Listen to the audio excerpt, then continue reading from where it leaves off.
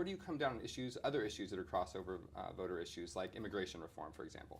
Well, in everything we do, our goal is to try and help everyday citizens live their piece of the American dream. And for most people, living the American dream is really as simple as being able to raise a family, have a home, and hopefully pass on a life that's a little bit better to their children, their grandchildren, the one we inherited. And I think that's a common bond when I talk to people across the country. And so on immigration, you know, we're a country of immigrants. My great-great-grandfather came as a blacksmith from South Central Wales to work in Philadelphia and eventually in the Midwest.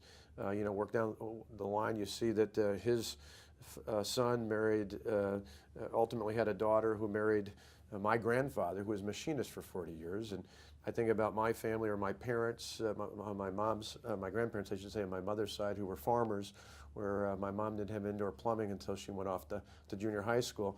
That is a fairly common story, no matter where you come from. So we're a country of immigrants, whether it's 3 or 4 generations ago, or whether it's 3 or 4 months ago. And so we want immigrants, but we're a nation of laws, and so we will need to balance that. We want a legal system. To me, it means simple. You start out with securing the border, more than anything because of the national security threat, not just because of immigration. I mean, who builds a house and puts a fence around 3 sides of it but leaves one end open? We protect our ports, we protect our airports. We don't do enough to protect our land-based borders, north or south, so we need to do that. And then we need to make sure, I'm not for amnesty, but I do believe there's a way that you can have a legal process, e-verify, have a process by which people can come to this country legally, and no matter where it's from, Mexico, Central America, anywhere else around the world. If somebody wants to come here legally and live their piece of the American dream, I want to be their champion. So you obviously are very opposed to President Obama's approach to immigration reform. Well, the problem, I was one of the first governors that joined with now Governor Abbott of Texas, and said it's much bigger than immigration.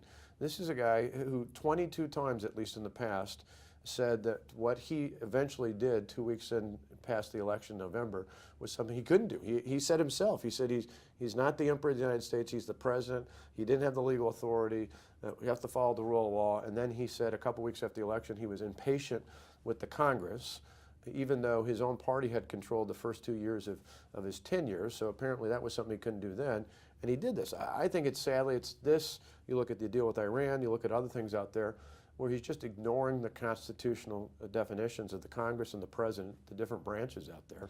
And so it goes far beyond just immigration, but to really an abuse of power.